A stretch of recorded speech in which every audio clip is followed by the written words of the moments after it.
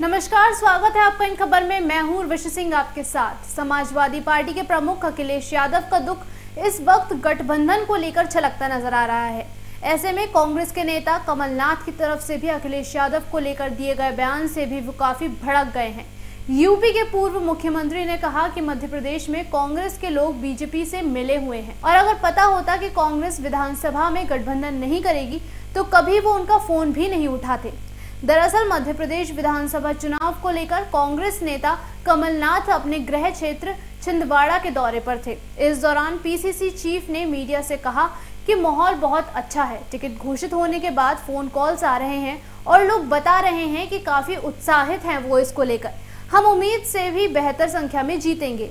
इसी बीच एमपी कांग्रेस के प्रमुख से अखिलेश यादव को लेकर सवाल किया गया तो उन्होंने छूटते ही अखिलेश विखिलेश करके इस बात को टाल दिया।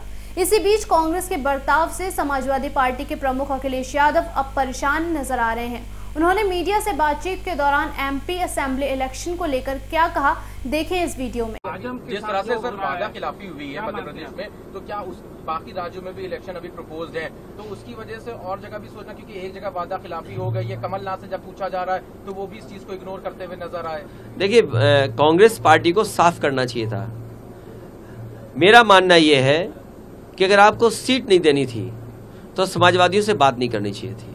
आपको पहला ही कदम ये उठा लेना चाहिए था कि आप अपना संगठन और अपनी पार्टी के हिसाब से लड़िए और जो सहयोग चाहते वो बता देते तो शायद समाजवादी पार्टी सहयोग करती और खड़ी रहती। लेकिन उन्होंने कोई जानकारी नहीं दी, न कोई समाजवादी पार्टी को इस लायक समझा उन्होंने। इसलिए समाजवादी पार्टी वहीं लड़ रही है जहां पर समाजवादी पार्टी का संगठन और मजबूत प्रत्याशी है। इंडिया गठबंधन से अलग हो गए हैं आप? इंडिया गठबंधन अब मुझे पता लगा मध्य प्रदेश के बाद भारत के चुनाव के लिए है, इंडिया के चुनाव के लिए है, देश के चुनाव के लिए है। तो देश का चुनाव आएगा तब बात की जाएगी और जिसको सीट चाहिए होगी या जिस पे बातचीत होगी वो अलग प्लेटफॉर्म है। लेकिन ये सवाल ये है, क्रेडिबिलिटी का है कि अगर कांग्रेस इसी तरह का व्यवहार करेगी तो कौन उनके साथ खड़ा होगा।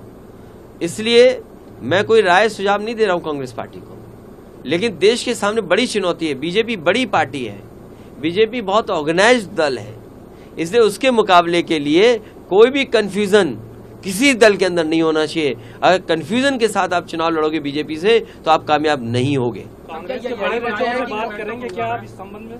अब हम तो किसी से बात नहीं कर रहे हैं, हम तो आपसे बात करेंगे। सर, क्या यही वजह है कि कांग्रेस का हर आदमी अब आलोचना कर रहा है, चाहे तेलंगाना हो वहाँ पे भी लोग विरोध कर रहे हैं और सभी लोग अब कांग्रेस का खुल के विरोध कर। तेलंगाना में भी अभी देखा गया, असदुद्दीन ओवैसी ने भी सबने कहा कि बी पार्टी बता दिया है बीजेपी को। नहीं तो वो तो आप जानकारी कर लें कि बीजेपी को हराने के लिए सवाल बीजेपी का नहीं है, सवाल है कि संविधान कैसे बचेगा।